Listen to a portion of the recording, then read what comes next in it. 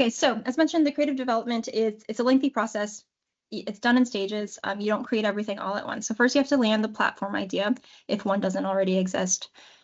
So what's a platform idea? It is like a big overarching creative concept. It serves as the foundation for the brand's marketing efforts over time. So it's not just like one and done. This is like an enduring, consistent brand message.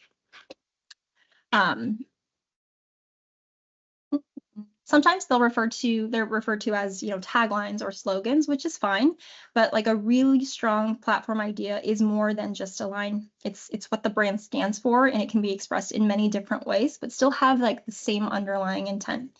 So for example, Just Do It is Nike's brand platform, but it doesn't necessarily appear in everything. The line Just Do It doesn't appear in everything, but their platform idea is so strong that it can encompass all of these different campaigns that you see on the screen, and it still feels like it's coming from the same brand. Nike is about not making excuses for achieving your goals, right? Just do it means the pursuit of excellence as a lifestyle. That is what Nike stands for. So that is a platform idea. And to be clear, I did not work on any of these. This is the only slide I have in here that is an outliner. I have not worked with Nike, but it's inevitably something that everyone in marketing studies. All right, so once there's a platform idea, the creative team will start building out a suite of assets to support it. Every campaign is different. There's no like standard set of deliverables. Some campaigns are what we call a 360, meaning like we'll be everywhere: TV, social, banners, billboards, radio. You get it. Whereas there are other campaigns where maybe it's light touch and you only need a couple of things.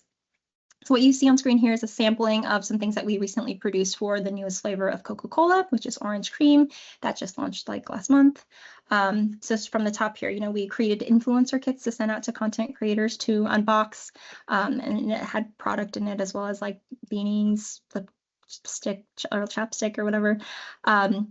In the middle here, this was a billboard execution. So it was kind of a play on that classic Coca-Cola curve logo. But this time it's incorporating like an orange peel and like this cream ribbon. And then you see in the corner there, these are kind of like these activation tents. Again, so we would do these for any like grassroots marketing, anywhere they want to set up and start passing out free products. In the lower left-hand corner, that is our actual TVC, which I can play for you all.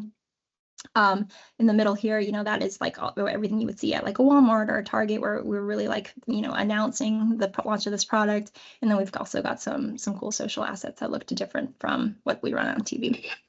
Let me see if I can play this for you.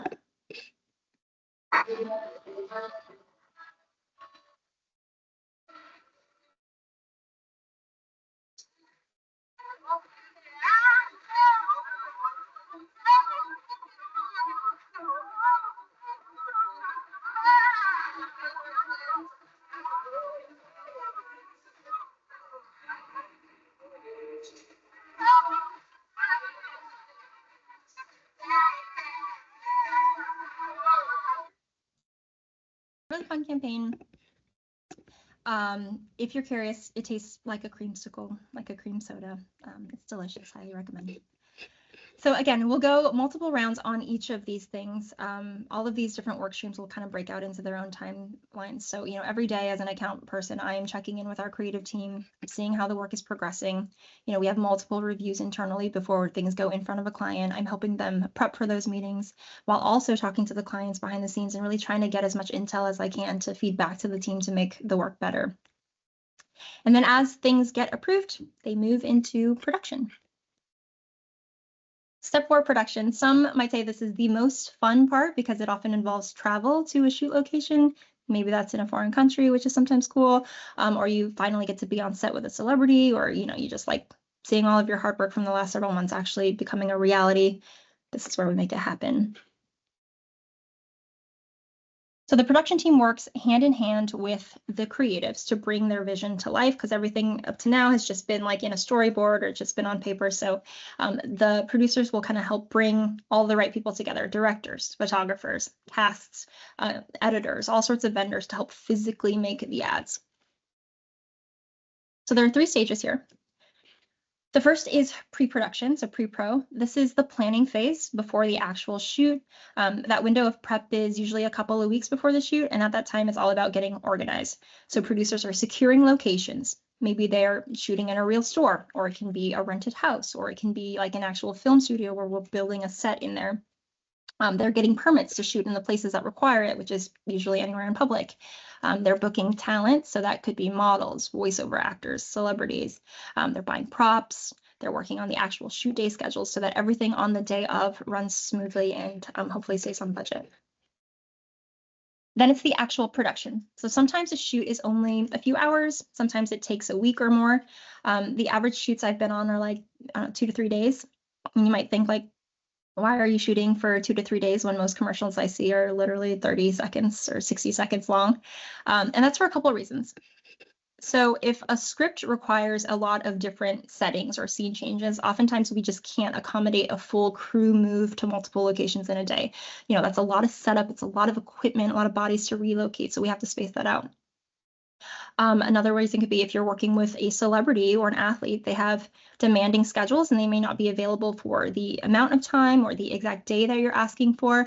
So we'll accommodate them as best as possible. And that might mean shooting, you know, a portion of the ad that involves them whenever we can get them, and then setting up additional days, you know, before or after that to shoot other scenes or assets that don't have them in it. Also, just because you're shooting a commercial doesn't mean that's like all you're walking away with. So the campaign may require still photography to make the print ads.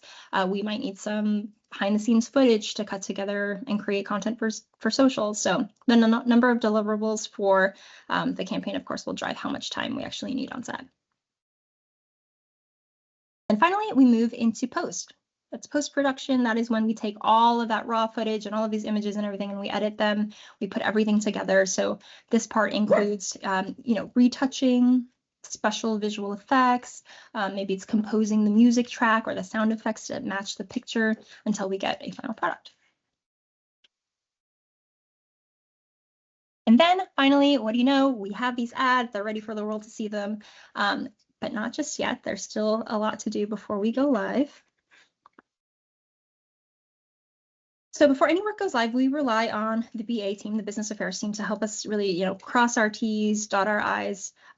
While they're not lawyers, they are experts in advertising rules and regulations, and they may work with our outside lawyers as needed. But some of the things that they're responsible for include, you know, talent and licensing. So that's like securing usage rights for the music that we're using, any stock footage or photography that we buy. They're making sure payments are coordinated for any of the actors or influencers or voiceover artists that we use. Legal and compliance, that means ensuring, you know, all of our ads meet legal regulations, FTC guidelines. We don't really wait till the end to do this. It typically happens before we shoot, but at the stage they'll just make sure that, you know, any claims that we make about the products in the ads are substantiated. We have that paperwork to back it up so we can avoid, you know, false advertising lawsuits. Intellectual property and rights management. So, you know, they'll work to secure trademarks, copyrights, permissions for things. So, for example, let's say you did a photo shoot at like a baseball stadium. You're undoubtedly going to catch other brands in the background because of all of the sponsorship logos everywhere. So the BA team will make sure that you've either secured approvals to show those, or that we go in and we blur the logos that we don't have permissions for. And then usage and renewals. So sometimes this team will help track the expiration dates for our content. So let's say we've paid an actor to appear in our commercial for 1 year, but the client wants to keep running that ad beyond that period. So this team will work with talent agents and they'll negotiate the renewals or the extensions just to make sure that you're not getting dinged for that. So once all of the payments and legalese are sorted, the ads will finally make their way, you know, to a TV, a phone, a billboard near you. Immediately after launch, the goal of most agencies and clients is to be positively covered in these industry trade publications. So anytime we launch a new campaign, we'll often try to get picked up by them. Adweek and Ad Age are definitely the biggest and the most respected, and there's, you know, plenty more beyond these four, but these are the ones that my colleagues and I tend to read. So really, no matter what type of agency, this is generally where we get our industry news. And it is really important to keep up with what your competitors are doing, whether that's competitors to your own agency or to the clients or the brands that you work for, because clients might call you up one day and say like, hey, did you see Pepsi just launched this thing? You know, how can we do it better? or, we can go to the clients and proactively and say, hey, this brand is doing this really brilliant thing. Let's take some risks. Maybe we can see if there's a similar opportunity that could work for us. So just keeping your pulse on what's going on. So if you are a marketing geek and you haven't already stumbled across these sites in your classes, check them out. There are like fun roundups every day of ads that are awesome, ads that flopped, agency comings and goings, so that you can start to really familiarize yourself with what's going on. And then at the next level of recognition, we're talking actual awards. So if you go onto any agency's website or you walk the halls of their offices, you'll often see a tally of the number of awards they've won that year, or all their shiny trophies on display all lined up. There's a ton of awards, but some of the key ones are on screen here. Cannes Lions is by far the most coveted and respected. It is the Oscars of advertising. If your campaign is nominated, you get to go to the south of France for like a week and go to fabulous parties and like rub elbows with all the different creative teams and go to the awards show. The agency I work for has earned a ton of Cannes Lions. Ogilvy has a ton of them, but I sadly have not had the privilege yet of going to Cannes. Ultimately, recognition is good for the agency because of course, it brings in more business. More clients want to work with you because you can prove that you have big ideas that break through the clutter and gets people to pay attention and drive business results. And clients too, they want their brands to be famous. They want to be wanted by consumers. So it's a really good measure of success, of course. Okay, so we went through a lot. Let's just do a really quick summary. How ad agencies work, 2 pages. So we know the process, right? First thing, you get the client brief, you're digesting that, really just understanding their business and their needs.